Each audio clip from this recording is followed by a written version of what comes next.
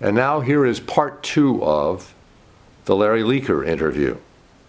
When I went to Disney, they kept trying to turn me into a department head. They hired me because they wanted me to run the layout department, and I didn't want the job. Mm-hmm. And I didn't turn the job down because I wanted to direct.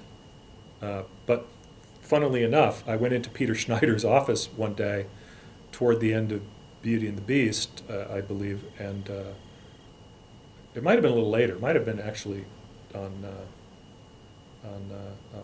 Lion King. Lion King? But I went into his office to say, I really love drawing 4-footed animals. I kind of like to try animating. And that's what I said. And what he said to me was, most people who come into my office and say they want to direct have proven that they're already doing a good job at what they've been assigned. And I said, What? Excuse me, Peter, are we having the same conversation? Yeah. He literally didn't hear anything I said beyond what I like or what I would like is. He was hearing something else. I think he was so accustomed to people coming into his room and demanding to direct that he just figured that's what everyone wants. That was going to be your game too. Yeah, and that wasn't it. That wasn't really what motivated me. What motivated me was I saw some really great animation on Scar, and I saw what Tony Fucile and Andreas Deja were doing, and I thought, well, this is really inspiring. Right. This really inspired me to want to kind of move into animation. Now that moves into an area you didn't ask me about, but one of the things that's always fascinated me and obsessed me is learning new things. Right.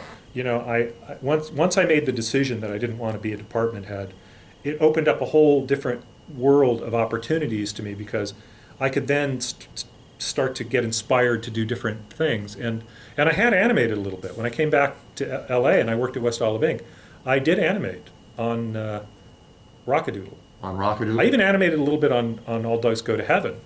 Now, how did you swing that if you're mainly, if you're running a department? Well, but the thing is, I wasn't. Once I was back in LA, I wasn't running the department. I was kind of fine. I was like a freelancer to Don. Yeah, There were other people running the layout department in Dublin. It eventually wound up in the hands of Eddie Gribben, who was one of our early layout trainees. Very, very talented guy. Very, very. And he ended up being the department head. Right. So, how much footage do you think you animated then? I didn't animate a huge amount, and I think my learning curve was fairly quick. But I remember when I got my first 10-foot week, I met my quota for the first time. I think it was the 5th or 6th week, maybe even later.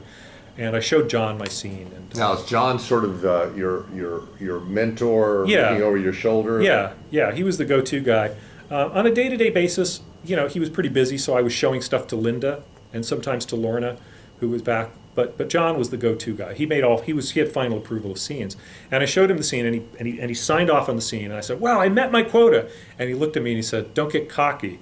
Your per week average is still in the dumper, because right. because this is the first week you've met your quota. You've got first those other weeks to make up for." So he found a way to really rain on my parade. But when you went over to Disney, you were doing layout, right? What were you? I went over there in layout, but I actually did an animation test. I did an animation test but I did it in blue pencil. And when we finally shot it and they looked at it, they couldn't see it very well. I had been told by somebody in the training department, you can animate it in blue, and we'll just put a red or a filter over it, or sort of a filter, and it will make the line brighter. I shot it with that filter, and it didn't make it bright enough for them to see. I labored very hard on this test, and if I had known that it wasn't going to be that visible, I would have just done it in pencil. But I was trained to animate in blue, and now my personal style of drawing, which evolved, I reverted back to my personal style when I went back to LA. From Dublin, which was to basically draw with ballpoint pen and marker. I never felt comfortable with pencils. Yeah. I always just liked a black line. Sure. So all the design work I did on All Dogs Go to Heaven from LA and on Rockadoodle I did in marker. And now don't you pretty much totally draw on the computer for your professional work? Right, and I don't do a rough drawing with a gray line, or I just draw in black. It's the way I've always worked, and my roughs are either very rough or they're final roughs. I don't have a particular way of working except what's dictated by my deadlines. I think of storyboarding as being similar to animation, only you're dealing with a much bigger chunk of film. And it's a little bit like walking. If you walk too slow, you'll fall down. Right. You actually have to draw at a certain pace in order to feel the emotion of the scene playing out. Get the rhythm of it. Exactly. I don't know how any animators can animate 2 feet a week. If I animated that slow, I would literally forget what my scene is about. Yeah. Oh, yeah. And storyboarding's the same way. I try to just shotgun a huge amount of drawing up front to get my thoughts out. First, I cogitate. If there's anything I think I learned from working with Don, was that drawing is the easy part. Don trained me how to draw. When I left that place, there were very few people who had much to teach me about drawing. The only person I think I've learned much about filmmaking since I left Bluth was, well, and I've learned quite a bit, but the 3 people primarily I've learned from were Brenda Chapman, yeah, Roger Allers, to some extent Glenn Keane, who really showed me how alive a drawing could be. Yeah, yeah. And then Simon Wells at DreamWorks, who's really very gifted, brilliant story artist. Yeah. One of the very best. Oh, yeah. And a very helpful guy. He was always very kind and very generous with his time. Now, when you finally swung over to Disney, you worked on Beauty and the Beast and layout. Yes. And then what was the next picture that you went on? Because you were there for almost the whole film then? Or did you come in I was there for the whole film, and then I went on to Aladdin briefly. And that was a great experience because that was where I got to work fairly closely with Ed Gombert, who is... So you swung over into story. I swung over into story largely because I had been sent into development, and I was struggling against management trying to keep me in layout. Beauty and the Beast was fine for me because I was reboarding as I was laying it out. Right. So I was doing both. But now, had you done any storyboarding prior to Beauty and the Beast? oh, absolutely. I boarded on. I started out as a storyboard cleanup artist for Don on American Tail. I boarded on American Tail and Land Before Time. I boarded on All Dogs Go to Heaven and Rockadoodle, and a little bit on Rockadoodle. Mostly, I was moving into design and animation on Rockadoodle because it was too hard to do that so far from the main studio. Yeah, yeah. And then when I started at Disney, I basically said I'm a board artist, and they had always been trying to hire me as a layout artist, and they had this. Your mother always kind of remembers you being 10, and people tend to remember you at what they the last period that they talked to you and met and spent time with you. And so they had, I think, a rather antiquated view of where my career was. But I had a little bit of help from Roger Allers, who looked at my boards and liked my boards. And that helped move me into story. Yeah. And I was fortunate to be able to work on, I was in heaven, to be honest, on Aladdin. We were in the middle of a crunch, and I got to work with Bernie Mattinson and Ed Gombert, who are, between the two of them, I think, the best board artists in the business. Now, they were, weren't they over on the main lot in the Ink and Paint building? No, we started on the main lot in Beauty and the Beast, and then moved to Airway, I believe. But all of these films went into full production, and the Airway building or the Flower Street building. I think we were at Airway on I could be wrong. Plenty of other people know this better than I.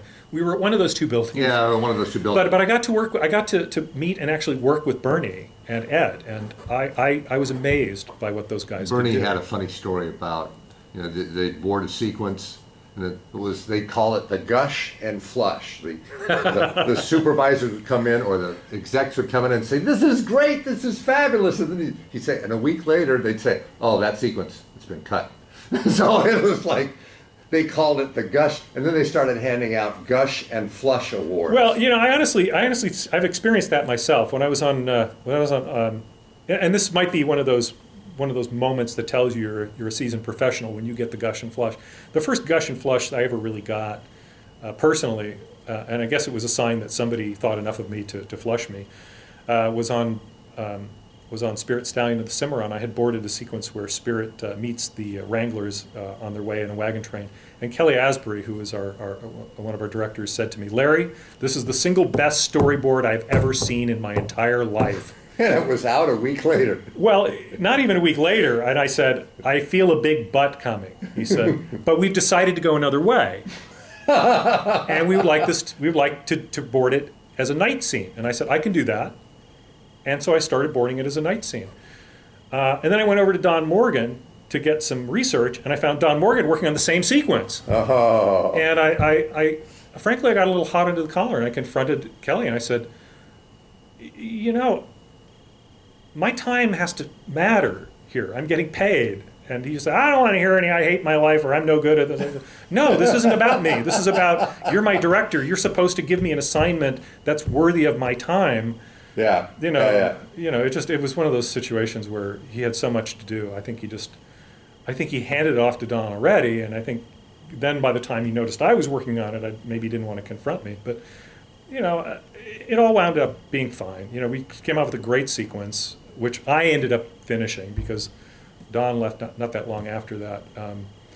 But, you know, my main goal is to make my time count. Sure, absolutely. You know, I think everybody feels that way. Some people manage to do it and others don't. sometimes by management it's perceived as arrogance, but from the day I started on that film, I thought my job is to get a lot of work done.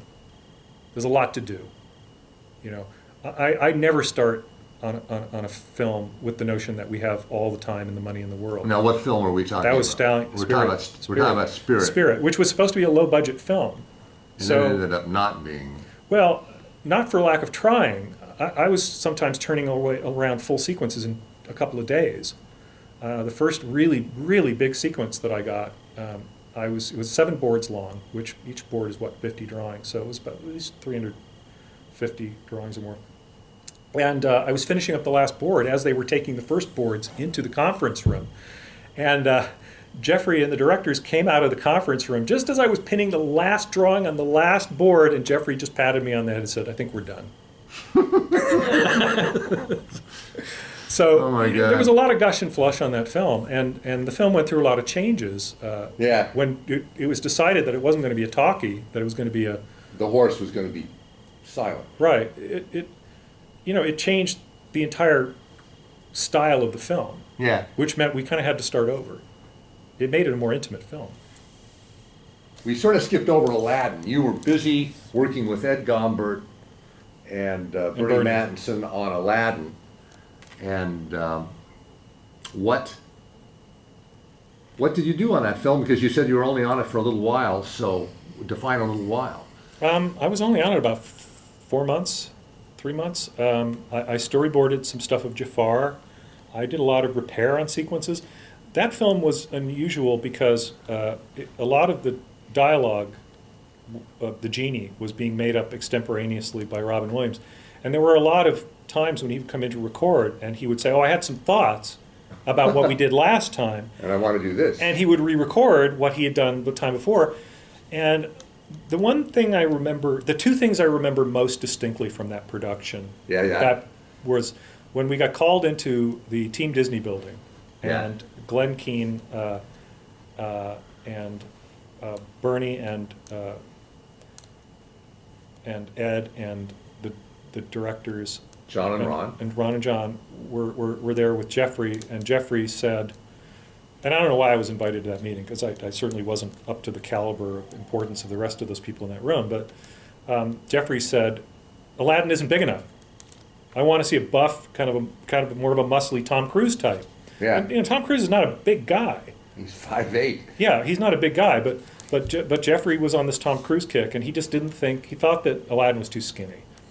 And he was a little too short. And he said to Glenn, who was starting to sweat bullets, you're going to just have to go in there. And Glenn had animated about 600 to 900 feet, and he said, I've got a whole lot of footage of him. I mean, we're well along. And Jeffrey just smiled and said, that's why I pay you the big bucks. So you gave him that big did anybody smile. reference Douglas Fairbanks Sr. in The Thief of Baghdad? Because he's muscular. I don't remember. I do remember Tom Cruise coming up. But I also remember that my desk was right outside of Bill Berg's office. And from the day that news hit, Bill Berg was working like a demon. And he worked so hard that he worked himself into a heart attack. Oh my God! So there was a very serious consequence to that little Jeffrey note, and And that was eye-opening too. I started thinking, you know, this is one of the reasons why, as a department head, I always really, really kept an eye on the status of the crew. Yeah. Because, you know, this is not solving, you know, this is not cold fusion. This is not solving the energy crisis. This is not curing cancer. This is a cartoon. Yeah, it's a cartoon. You know, and at some point, we have to put things in perspective. And people's personal lives just matter a little bit more Sure. than what we do. You know, when the world's in a catastrophic situation, I wish that I were a doctor and that I wasn't scared of the sight of blood. I wish I were doing something really important with my life. Yeah. I don't fool myself. Entertaining the masses, that's Well, important. You know, lying to children is their parents' job. We're sort of horning in on that, I think, you know, getting involved in that. It can use other participants. Right. You know, so anyway, not to wax too philosophical about it, but that was a terrible consequence. Well, and that picture, I remember walking through the studio, and a story guy said, "We have 3 weeks to reboard the entire middle of the film." So, Well, that's probably why they called me. That's probably why they pulled me onto it. And I wish I had been better at my job at that time. I frankly, I learned a lot about drawing from Don, and I knew a lot about staging. But I think Brenda taught me the most important thing about boarding.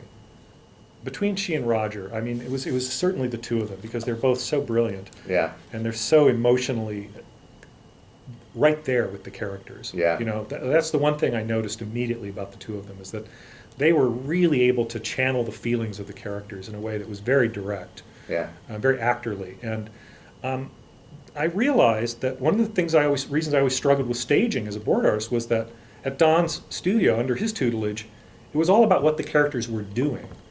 And if there's a single criticism that I think really holds water about Don's method of filmmaking, it was voiced by Will Finn, who said that, you know, there are actors who work from the inside out, and there are actors who work from the inside out. There aren't any good actors that worked from the outside out. yeah.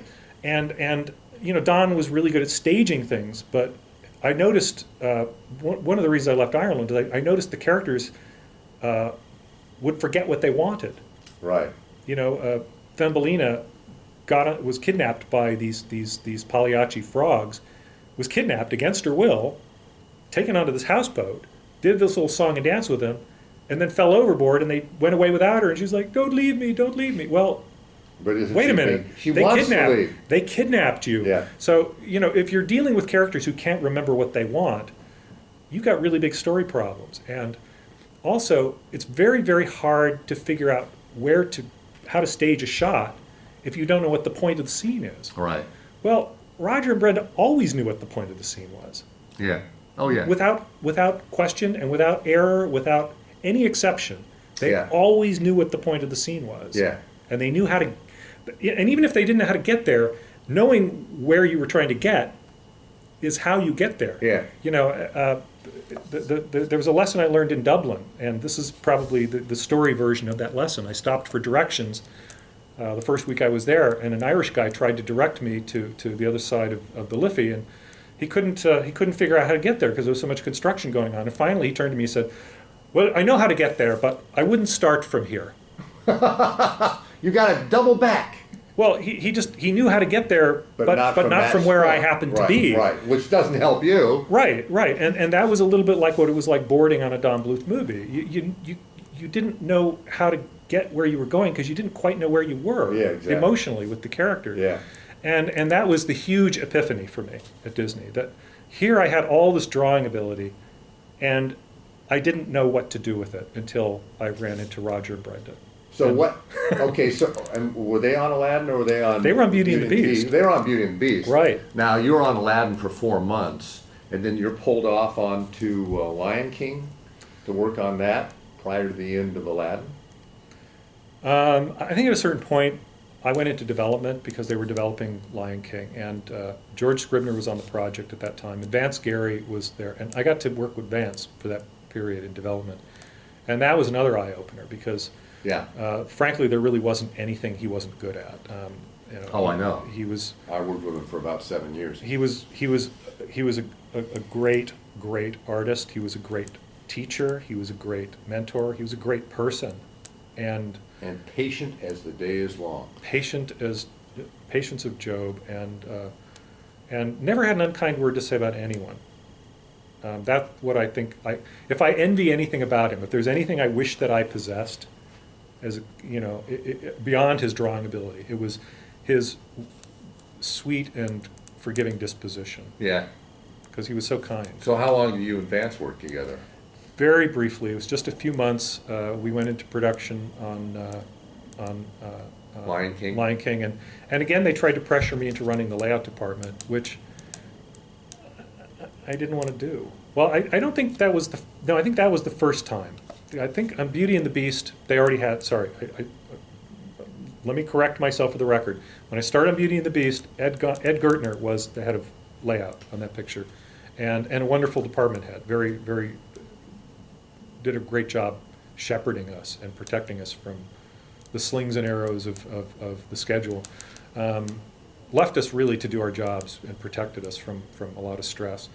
But I think on Lion King, they thought, well, I was there at the beginning of the project, I was there in development, I thought, this is where I think they started to kind of lean on me to go back into layout. And I think in a way I was insecure because I felt that I hadn't done my best work on Aladdin. I don't think I had, I had just had the epiphany, the story epiphany on Beauty and the Beast with Roger and Brenda. And I'd had that brief period to work with Ed and Bernie. And the lessons were being learned, but I hadn't really matured. Yeah. I don't think I was really, I think my drawing ability made me look like a better board artist than I really was. Right. It was really only on Lion King that I started to come into my own. And I think a lot of my stress on that production came from the fact that they didn't want me in story. They made that really clear. From the first time I pitched a board, I wasn't even allowed to pitch through my board. I was constantly interrupted. And I finally had to say, well, would you like me to continue, or would you like me to go back to my room and redraw this? And they said? And they said, do it over. And I pitched again, and they interrupted me again. And I thought, okay, I think I got the message, which is, you don't want me here. And not that long after that, Tom Schumacher came to me and said, because we were just gearing up, we hadn't really hired department heads, and they were actually still moving directors around. I think at a certain point, George left the production, they brought in Rob Minkoff. But Tom came to me and said, well, I think at this point, I had said no to them so many times, they just thought of me as the guy who says no. Right. So he wouldn't even ask me a yes or no question. He said, so who should we get to run the layout department on this film? And you gave them suggestions. I kind of suggested everyone but me. And he said, are you sure? And I said, yes. And I think, that wasn't where my heart was. And, it might have been a politically smart maneuver. And it may have been clever for a whole lot of reasons. But I'm kind of an emotional character, as people who know me will vouch for. I tend to do my best at what I'm passionate about. And being the department head wasn't it. I did not have a passion to tell other people what to do. I did direct after that, and to be honest, my method of directing was to find people who were really good at their jobs and let them do what they did. I think stepping out of the way of talent is a better methodology than trying to lean Mold on them. talent. And if you hired the right people, Yeah. that's usually the best thing. I remember when Robert Wise gave a lecture at DreamWorks, they showed The Day the Earth Stood Still, and he basically said, we had a great script, and we hired the right actors, and after that, the director's job is kind of just easy. Well, speaking of DreamWorks, didn't you move over to, now you moved over to DreamWorks, was Lion King your last production at Disney, or did you work on another one, two other ones? I moved from Lion King to art directing the Goofy movie. I remember that. TV. And looking back on it, in some ways it may have been a mistake because it meant Took you out of the feature realm. Well, feature realm. no, because that was a feature too, but it was in denial of my basic rule, which is turn down managerial jobs. I reneged on my promise to myself, and I took this art directing job. You regret it? Well, I think I did a really good job, but I tend to manage down, and I didn't manage up very well. It was hard to do so because when I went over to Paris, I discovered that the people running the Paris studio had been promised that they would direct and art direct the film. So Kevin Oh. Lima, the director, and I were not welcome. Oh, that's not good. They may have acted politic, but the fact is they wanted our jobs, and if they couldn't get it directly. So how long were you in Paris working on Goofy? That was a year, It was wasn't about a year. It was a hard year. I got a lot done. I brought that film in under budget and on schedule. And it did pretty well. And it did pretty well. And in the end, someone else took my art directing credit because I had made myself unpopular with the Paris studio management. Let me say another thing for the camera. I art directed that movie. A color modelist stepped in and finished, but Did you? So you left. But I put them back on schedule and budget. But you left. You left before the end. Then. I didn't really feel like I had much choice. They offered to let me go to Australia and direct the last sequence, to actually direct the last sequence. And I was told by Gary Kreisel that if I did that for them, that I would get to direct the next movie tune. But I kind of, by this point, it took me a while to realize that Disney Features did not want movie tunes to exist. Oh, I see. They certainly did not. Competition. They certainly did not want them to be doing theatrical releases. They felt considerably less threatened about them doing direct-to-videos, but they did not want movie tune theatrical releases. And I developed briefly with John Day, a very talented writer, a wolf picture after I came back from Paris. And Peter he wasted no time grabbing that project and pulling it over to Features, where I think it was quietly killed in its crib. But those I think things happen too. But I think the message was very clear, which was that Disney Features did not want Disney Tunes making theatrical releases. And they only made a few. I mean, they did make a few, but I think Goofy Movie was their. That was biggie. it. That was pretty much it. So Gary's promises had no real credibility with me, and frankly, I've been in some very, very tough situations working on films. I don't think I've ever been in that difficult a situation where literally there were international incidents and threats of physical violence involved with doing my job. And frankly, I'm not a fool. But, I've been accused many times, and this will probably be on my headstone. I was told by my mother, in fact, that I have more balls than brains, and probably too much of both. I think, in a way, I think standing up for what I feel is right is kind of its own reward. Yeah. You can get slapped down and you can lose, but if you never try, if you never stand up for what you Gotta believe give it a in, go.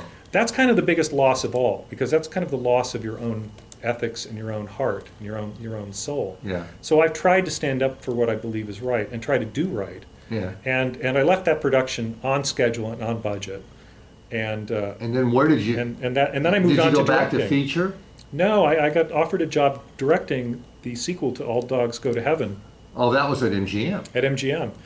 And that's a whole other ball of wax. I mean, I will say this, I've had the full range of experience of moral compromise in this film. I've had many opportunities. I've been offered a number of times the opportunity to sell my friends out for cash, and I've always turned down those offers because not because the cash wasn't adequate, because it's never adequate. But my contention is that if you'll sell your friend out for $5,000, then what's the difference between selling them out for $5 million or $5 for that matter? Right. Right. It's all kind of the same. Once you've made that little leap, you never can go back. Well, it's like the old thing. Well, But we know you're a prostitute. Now we're just haggling over price. Well, I can be rented, but I can't be bought. Yeah, exactly. You can have me for that work day, and I'm pretty user friendly. I mean, you can kind of do what you want with me, but there are some things you can't do with me. You can't use me to hurt other people. I won't allow it. And I do have boundaries. You can only use me to the extent of what you're paying me, Yeah. and you can't leave lasting, permanent scarring. Yeah. That's always a wise thing. I draw. A How long boundary. were you on? How long were you on All Dogs 2? You were on that for a year? Because I remember seeing you down near the beach. You were down in Santa Monica at the MGM studio. Yeah, I turned the job down originally because they said that they had, I think they said they had $8 million. And I said, well, you can't really do a theatrical release for less than about 12. And they called me back a couple weeks later and they said, well, we have 11 and a half. We could probably push it up to 12. And so I took the job, and because my contention was that at a certain point, you can do the studio with you can do the film with the studios available that are on their list. At a certain point below that, though, you're going to have to ship it to Taipei. Right. It's going to have to go to Asia. At which point, you either go over there on some Heart of Darkness cruise and catch a debilitating disease and die like Freddie Helmick in a foreign hospital, or you just cast your bread upon the water, and then you Hope for the best. And you hope for the best, whatever comes back. We took the picture to Ireland because we had the staff list of people, some of whom I had trained, and all of whom were dependable because they were Bluth trained, and we got over to Dublin and found out that most of those people had moved to Fox Phoenix. So they weren't available. So we had rented this Potemkin studio. We had sort of bought with nobody in it. Well, there were people in it, but where there should have been an Irish person, there was a Spaniard. Oh, I see. And some of those were good animators. And we had a pretty good staff, as it turned out, but not enough people to get the film made. And there were a whole series of other problems. So, and then I discovered fairly late that the budget that I had been told we had, the 11 million, I took one of the accountants out for lunch or for dinner, and we got a bit drunk, and she admitted that the budget had never been more than 8 million. They were lying all this time. Well, I didn't say yes at 8 million, so they bumped the budget up to get me to sign on, and I thought, well, the first of many, as far as lies go, the first of many. But see, the problem is, once you've proceeded from a false premise, nothing tends to go right. Right. So my basic philosophy, if I have one about film in general, is that you should put the fiction in the picture, and put the truth not in the budget, or not in production meetings, because these don't happen by magic. They happen by a lot of blood, sweat, and hopefully not tears. But if it comes to it, I'm willing to do a lot of crying to get these films made. Yeah. But I'm not willing to go to an early grave for it. Yeah. And that film did nearly kill the producer. I mean, he got very sick. I mean, But the picture came out. I remember it was It came released. out. It came out, but it came out without me on it. When the producer, who was the co-director, got sick, they had to pay out my contract. And when I found out that he was incapable of finishing the picture, I actually called and I said, you're paying me. I'm perfectly willing to go back to work and finish what I started. I'm not a quitter. Because you had left it about, what, 2/3 of the way through, 3/4 of the way I think through? so. They had told me, at a certain point, they said they wanted me to go and help Toby on his project because he was developing a project. But my contract didn't really allow for that. It was a pay or play deal. They had to let me finish the film, or they had to pay me off. And they did some they bent over backwards to do some very complex and sleazy things, I think, to keep me from collecting what they owed me. They found someone who would pretend to give me a job under false pretenses so that they could So they could get out of the contract. So they could get out of the contract, and when I discovered that, I said no to that job. Next thing I know, two of the producers had lost their jobs, not coincidentally, but in fact as a direct result of me catching their scheme. Yeah. So these when you get into the management of some of these films, it's not a pretty sight. Yeah. And when the film finally did come out, I didn't go out of my way to see it, but my sister bought the film and showed it to her kids. And her son, got on the phone with me and he said, Uncle Larry, don't they have someone who checks the movies to make sure they're finished before they go out into the theater? I said, well, I'm not going to go look at it, I think. Yes, Jacob, but they fired that person, because that person was me. They specifically hired me. Don Mirish told me, we're hiring you to make sure that we have a film worthy of a theatrical release, because I had theatrical credits. And I said, well, the problem with that contention, Don, is that the last time you people put out a movie, it was Once Upon a Forest. And when you put that movie out into the theater, you were putting it out in the theater up against, what, Oliver and Company? Something like that. And the standards, believe it or not, have gone up considerably since then. Yeah. Because now the audience's expectations are more in the order of Lion King. So I think they were a little behind the curve as far as the audience's expectations. So from MGM, you went on at this point to DreamWorks, or where did you go after? I avoided DreamWorks for a while because my ex was working there, and I just didn't want to make him uncomfortable. But then Lorna Cook moved from being story supervisor on Prince of Egypt, which was a wonderful film. I'm a huge fan of that I film. like that film a lot too. It's in some ways it's one of my favorite DreamWorks films. It's a gorgeous film. It's a beautiful story. It's fabulous. Everything about the film I love. I like the art direction. I love the art direction, the music. To me, it's a tour de force. But it didn't make a lot of money. Made And- 200 million worldwide. well, eventually I think it turned a profit, but it was a film that for some reason didn't find an audience initially. I think it has since been appreciated more than it was when it came out. But Lorna had moved up to directing. She was going to be directing her first film, Spirit, Stallion of the Cimarron. And I think the world of her. And she was one of my early mentors. You know, between she and Don and John and Linda Miller taught me how to draw. Yeah. Literally taught me pretty much everything I know about drawing, and I really wanted to work for her, and it was a great experience working for her. It was a great experience working on the film. I mean, The my film feeling itself about was a little Spirit serious. It was a little is serious.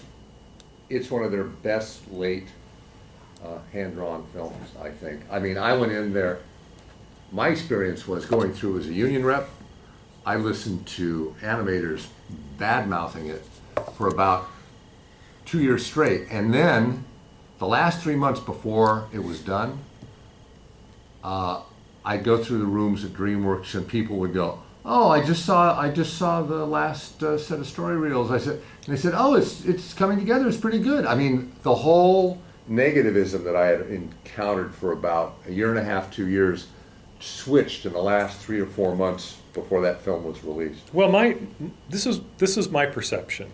I'm sure it's not the perception of film executives, but my perception is that when you're working on a film that seems to have a cost-effective business plan, i.e., it's a film that is appropriately budgeted for the number of people who are going to go see the film. Right. When you're working on that kind of film, morale tends to be pretty good. When you're working on a film that is phenomenally expensive, and however good the film may be, is unlikely to earn out, then there's a sense of trepidation. And it starts at the top, but it also, the artists Trickles are not... down. Not only does it trickle down, but artists are pretty smart. They've been in this business a very long time. When they see a plane fly behind a building, they have a pretty good idea of where it's going to come out from behind that building. Yeah. There are certain trajectories, let's say, that we're used to seeing. Yeah. And we're pretty good at cause and effect. Yeah. Even if it's not our job, we become boss watchers, and we've learned a lot about the finance of film over the years just by watching cause and effect. And my perception of Spirit was that as good a film as it was, every time we redid sequences, Yeah. if those changes in that sequence were not translating directly into higher box office, that we were digging ourselves into a hole. Oh, I see. That was my feeling. I knew the film was going to be good, but I also knew that the horse-going audience, the horse-obsessed portion of the public, is not huge. Right. And Jeffrey had said from early on that it was his art film. And he seemed to mean that, except that every time he came into the room, The budget went up. $1 million flew out the window. And so the film just became less of an art film and more of a problem digging itself out of a hole. Now that said, it's a very good film, and I think James Baxter did an amazing job. I think the animators did a phenomenal job. Yeah, oh yeah. We worked like dogs as story artists, and Simon I Wells remember. and Jennifer Yuh and myself boarded our hearts out on that film, and Lorna poured her heart into it, as did Kelly, and everyone on that film gave it their all, and Jeffrey, to his credit, really seemed to believe in the movie. But I think the problem at the studio at that time was that Just too expensive. well, no, the problem at that time was there was a culture of fear because the only film they had already put out was Prince of Egypt, and the week before Prince of Egypt came out, morale was through the roof. The weekend after, producers and production staff were walking around with these sort of bitter, angry looks on their faces, and I have to say that artists tend to be Pick up on that. artists tend to be like small dogs.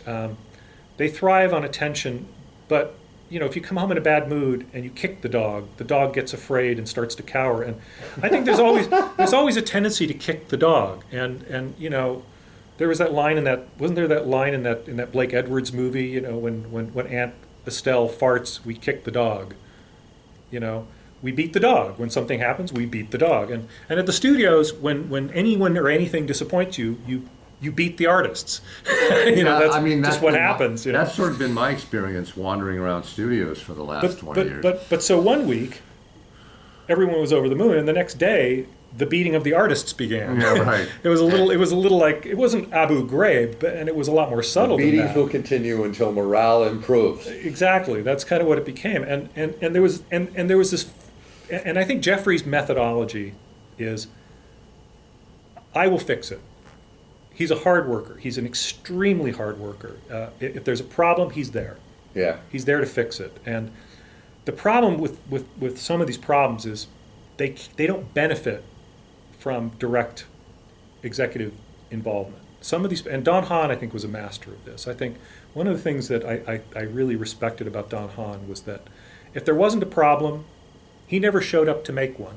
Right. Well, that's always useful. He had a very subtle, I should say, a very subtle and informed sensibility about how to and he also understands artists. He understands what motivates artists. Yeah, because he started as one. He started as an artist, and so he has those sensitivities. And that said, he can also be very hard. He's a producer. He can. So when he has to be, he is. Yeah, when he has to be, he can be very hard. But he doesn't go about creating problems. And I don't think Jeffrey understood that there are some problems that only get worse when you start jumping around. Muck about. Yeah, and the film wasn't getting better. It was getting different, and it was still good. And of course, Kelly and Lorna did yeoman-like job to make sure it stayed good and got better. And we had amazing development people like Paul Shardlow and Luc Demarchelier who did gorgeous imagery. Oh yeah. So it was going to be a good film. There was no question about that. The question in my mind was always, is it going to be too expensive for the audience? And you boarded on almost every sequence of that film. Well, I touched a lot of it. I would say I probably boarded about a third of the film. Sometimes I look at the boards and I think, oh, it looks like I boarded half this film, and but probably about a third. The other thirds being Jennifer and Simon. Yeah.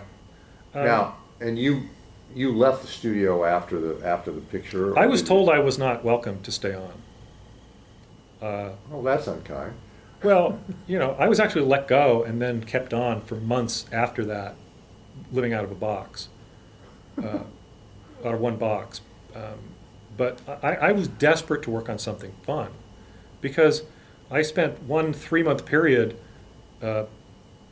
torturing horses, basically leading Spirit down into a mine from which he was never going to escape alive, and taking his girlfriend down a river, shooting her, drowning her, bashing her brains out on rocks. And they cut a whole lot of that part of it out. Well, so. It's a little bit like I know a lot of animators who worked on very serious scenes. At Bluth, Lorna always got these very, very emotional scenes. And if they were very sad scenes, and you work very long on some very, very difficult scenes, it tends to affect your emotions. You get caught up, you get wrapped up in it. And so I desperately wanted to be on something lighter, because Shrek was getting finished around that time. And I was getting to see some of that, and I was thinking, I want a piece of that. That looks fun. Yeah. But it wasn't to be. Right. So, to wrap this up, I just want to kind of, since your departure from DreamWorks, you've worked on a lot of funny stuff at Disney Television Animation, and what is your and you've worked at Imagi when they were doing CGI features, and I guess the thing I'd like to find out about is, you're now working completely on a computer, or if not completely, mostly. Yeah. And how do you talk a little bit about the discipline transfer from, working in the papyrus mode to you're now working on a computer screen and having to learn a whole new, not a whole new way of working, but a somewhat different language. It's easier, and it's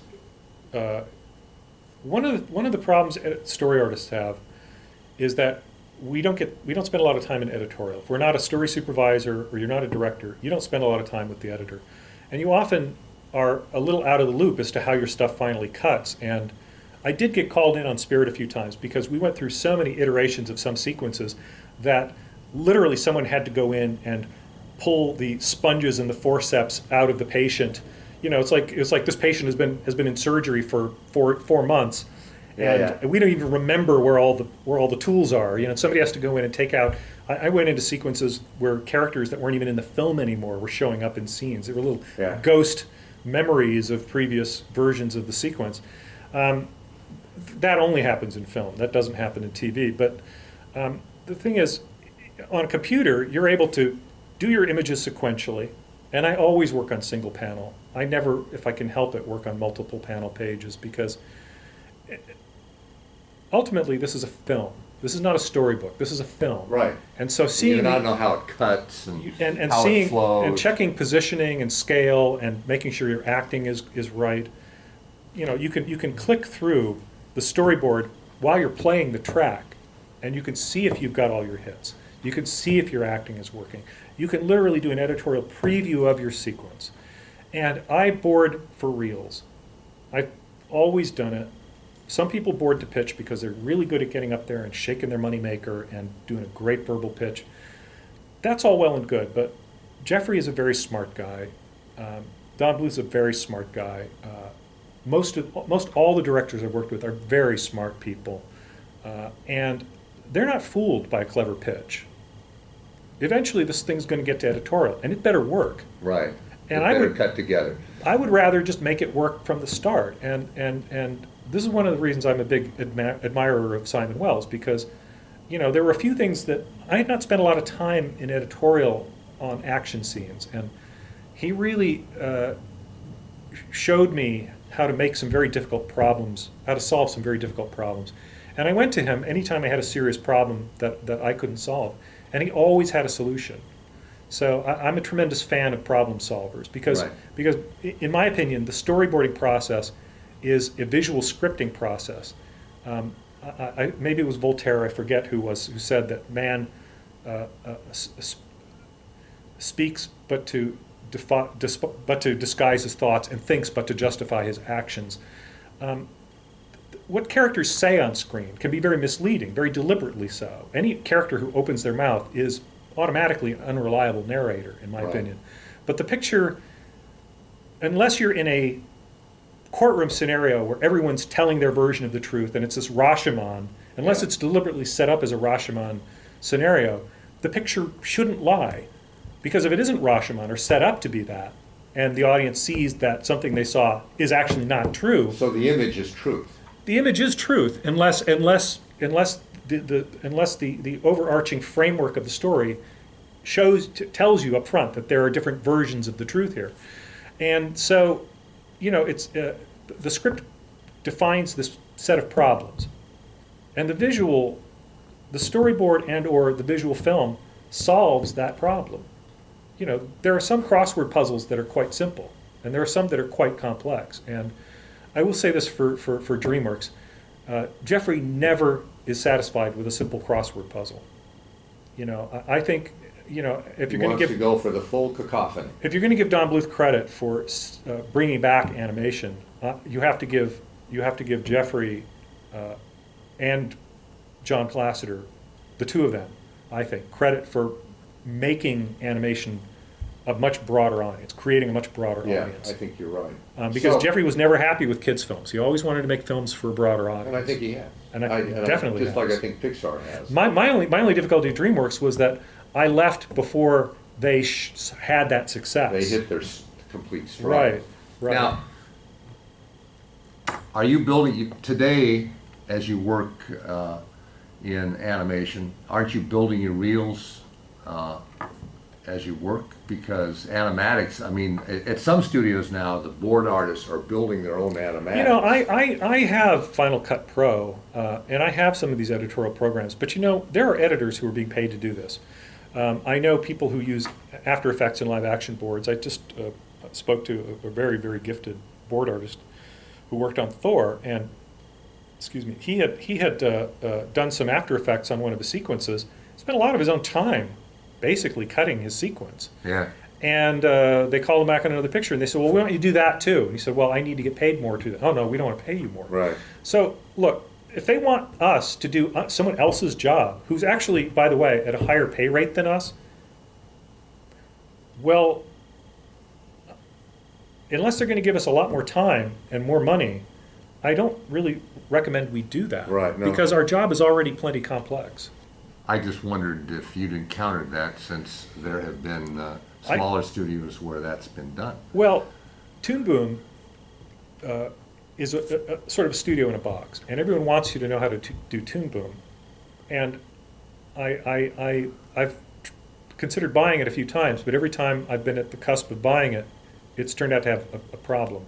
And the last time, I think they put out a new version of it, and that version turned out not to be backwardly compatible with the previous version. Right. I mean, I could understand software companies not being able to see around the next corner, but not being able to see around the last corner, Yeah. that's a problem. unfortunate. And so I didn't buy it at the time. That bug has been worked out. I will learn it. But again, you know, if it leads producers to think that we are ready and willing to do other people's jobs for them, it's misleading. Yeah. Because even if I can do it, that doesn't mean I have the time. Right. The job is tough. Right. It's a difficult job getting it right. I can put together a quick time, perhaps, but as far as cutting sound No. to go with it, you know, that's a whole other can of worms. So you'll just, now here's my final question, because I've asked this of everybody and I'm going to ask it of you. The 5 pieces of animation, shorts, features that you worked on, that you observed as a non-participant, that have been the most satisfying, inspirational, etc. What are my favorite films? Or your stuff, either projects that you worked on or projects that inspired you to strive to be better in the animation field. Well, And if you can't name 5, name 3. I can name 5 easily, but you know, but trying to reach broadly through the variety of things. The Jerry Trinka shorts when I was a kid made a huge impact on me. Yeah. And I hate to say this, but you know, some of the stop motion that I saw on TV of things like Davy and Goliath. My brother and I started making stop motion claymation Yeah. when we were kids because of Davy and Goliath, which, you know, although they had these religious themes, you know, there was some very fun animation in there. As far as my very favorite films, I hate to sound so biased, but I'm just a huge Miyazaki fan. I don't. Yeah. As good as John Lasseter is, as good as Brad Bird is, and Andrew Stanton, whose films Yeah. I all love, my favorite animated films are pretty much The Miyazaki. Totoro, Laputa, Nausicaa, Princess Mononoke, Spirited Away. I even like Ponyo, although it's for a very young audience.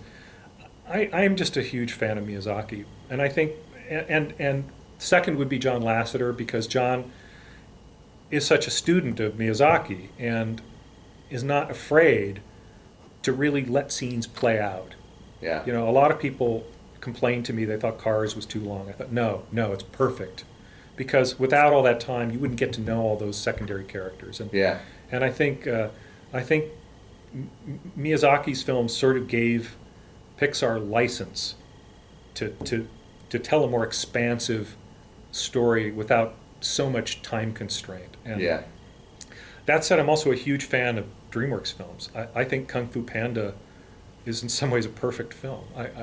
I think as far as art direction goes, I mean, the Miyazaki films in terms of story, Yeah. definitely, in terms of storytelling. But I don't think there's been a more beautiful, more perfect visual film made in animation than Kung Fu Panda. The first one. The first one. The first one. I haven't seen the second one. I actually tried to book a screening to go to it, and it was full up. I'm sure it's wonderful. I'm sure it's Yeah. terrific. Jennifer's brilliant, but the first film, I just looked at it and I was stunned by the art direction. Yeah. I've never seen an animated yeah. film so rich and so beautiful. So I also love the Shrek films, but Kung Fu Panda to me is pretty close to a perfect film. Oh, good. I think on perfection we will end. Okay. Thank you very much.